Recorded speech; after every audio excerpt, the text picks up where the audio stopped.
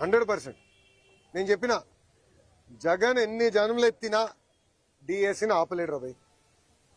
ఎందుకంటే పారదర్శకంగా నేను నడిపించా. గతంలో పడిన కేసులని తీసుకుని ఏ ఇంజిన్లో పెట్టి ఏ కారణాల వల్ల కేసు పడినాయి, సబర్బాల్ జడ్జిమెంట్, హారిజాంటల్ వర్టికల్ రిజర్వేషన్ అంటే ఏంటి, ఎందుకంటే వెరీ కాంప్లికేటెడ్ సబ్జెక్ట్ అని నేను ముందర నేర్చుకుని స్టడీ చేసి పర్ఫెక్ట్ నోటిఫికేషన్ వేసి భారతదేశ చరిత్రలోనే ఎక్కడ జరగని విధంగా మేము నోటిఫికేషన్ చేసాం. అందుకే 150 రోజుల్లో 16,000 టీచర్ పోస్టులు భర్తీ చేశాం. మళ్ళీ టెట్ ఎగ్జామ్ జరుగుతుంది, డిఎస్సి నోటిఫికేషన్ ఇస్తాం, మళ్ళీ డిఎస్సి ఎగ్జామ్లు జరుగుతాయి, మళ్ళీ టీచర్ అపాయింట్మెంట్లు జరుగుతాయి. దాంట్లో ఎలాంటి సందేహం లేదు. మేము సాక్షి క్యాలెండర్ ఇవ్వట్లేదు, జాబ్ క్యాలెండర్ ఇస్తున్నాం. 10,000 ఉద్యోగాలతో జాబ్ క్యాలెండర్ ఇస్తున్నాం. దయచేసి నిరుద్యోగ యువకులు చెప్తున్నా, there is something called vertical horizontal reservation. First time horizontal reservation అమలు చేశాం. అది తెలుసుకోవాల్సిన బాధ్యత మీ పైన నా పైన ఉంది. ఇది హారిజాంటల్ రిజర్వేషన్ పాటించకపోతే సబర్వాల్ జడ్జిమెంట్ అనేది ఉంది.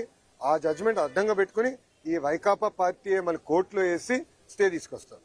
ఈ వైకాపా పార్టీకి చెందిన నాయకులే 240 కేసులు వేశారు స్వామి.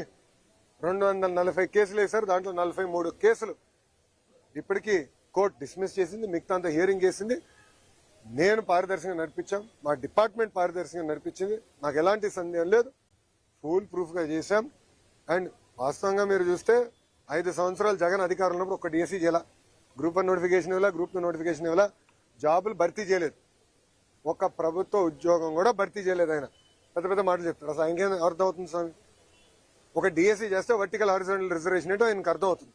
ఒక డిఎస్సీ చేయకుండా, ఒక్క టీచర్ పోస్ట్ ఇవ్వకుండా మా పైన మాడే హక్కు మీకు ఎట్టొచ్చింది స్వామి? మీరు ముందర సబ్జెక్ట్ తెలుసుకోండి. ఆయన ఏమన్నాడు?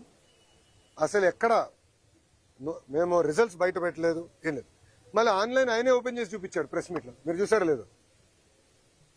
ర్యాంకులన్నీ మళ్ళీ ఆయనే చదివి చెప్తున్నాడు. మళ్ళీ అది ఎక్కడి నుంచి వచ్చినట్టు ఆన్లైన్ కదా. అంటే ఒక అబద్ధం 10 సార్లు చెప్పి నిజం చేసాక ఆయన ప్రయత్నిస్తున్నాడు. ఇప్పుడు మళ్ళీ కులం కూడా తీసుకొచ్చాడు. దౌర్భాగ్య స్థితి అని అంటే 2014 నుంచి 19 ఇట్లనే వాళ్ళు ఏం చెప్పారంటే ఒకే సామాజిక వర్గానికి చెందిన వాళ్ళందరినీ డిఎస్పీ చేశారు. ఆనాడు ప్రజలు నమ్మారు. వాళ్ళ అధికారంలోకి వచ్చిన తర్వాత మేము శాసనసభ సాక్షిలో ప్రశ్న అడిగాం, ఎంతమంది డిఎస్పీలు ఆ సామాజిక వర్గం చెందిన వాళ్ళని ప్రమోట్ చేశారు. తిరిగి చూస్తే 4-5% ఉంది. మళ్ళీ ఆ రోజు అబద్ధం చెప్పినట్టే కదా వాళ్ళు. ఇప్పుడు కావాలని ఒక పెయిడ్ బ్యాచ్ పెట్టుకున్నాడు. ఒక రిటైర్డ్ పనికిమాల ఐఏఎస్ ఆఫీసర్, ఆయన రాష్ట్రానికి ఎలాంటి పని చేయని వ్యక్తిని తీసుకొచ్చి పెట్టి ఒకే సామాజిక వర్గానికి చెందిన వాళ్ళందరికీ స్పోర్ట్స్ కోటా కింద ఇస్తానన్నారు. ఇప్పుడు మేము బయట పెట్టి ఆ మనిషి ఎక్కడున్నాడు? క్షమాపణ చెప్పాలి కదా. చెప్పమనండి ఇప్పుడని. అంటే అబద్దాలు చెప్పి మా పైన బురద జల్లి పారిపోతున్నారు. నేను ఇక్కడ నుంచి ఉన్నా కరెక్ట్ గా జగన్ ఇంటికి నేను తిప్పి కొడితే 200 మీటర్లు కొట్టలేను. I'm ready for debate any time. రమ్మని చెప్పండి. I'm ready for debate and discussion. అంతేగాని ఏసీ రూముల్లో కూర్చుని మాకు లెక్చర్లు ఇవ్వాల్సిన అవసరం. వాస్తవాలంటే బయట పెట్టండి. ఒకటని నిరూపించాడా? అయ్యా 240 కేసులు వేసాం, ఎందుకు ఆపలేదు డిఎస్సీ ప్రాసెస్? పారదర్శకంగా నడిపించాం. స్పోర్ట్స్ కోట కూడా పకడ్బందీగా నడిపించాం. మేము కమిటీ కూడా పెట్టాం. ఎవరికైనా అన్యాయం జరుగుంటే మీరు వెళ్ళి కమిటీకి చెప్పండి. ఆ కమిటీలో సీనియర్ అధికారులు పెట్టి ప్రతి విషయం రివ్యూ చేస్తున్నాం. ఎందుకు వాళ్ళకి రాలేదు కూడా చాలా స్పష్టంగా చెప్తాం. ఇప్పుడు మా అధికారులందరూ టెక్నికల్ పైన ఆన్సర్ చేశారు. అక్కడి నుంచి సౌండ్ లేదు, జగన్ గారి దగ్గర నుంచి సౌండ్ లేదు. మళ్ళీ అదే అబద్ధం చెప్పేదానికి ప్రయత్నిస్తున్నారు. మేము ఇచ్చిన సమాధానానికి దానికి రెస్పాన్స్ మీరు ఇవ్వాలని నేను డిమాండ్ చేస్తాను. థ్యాంక్ యూ మా. జై హింద్.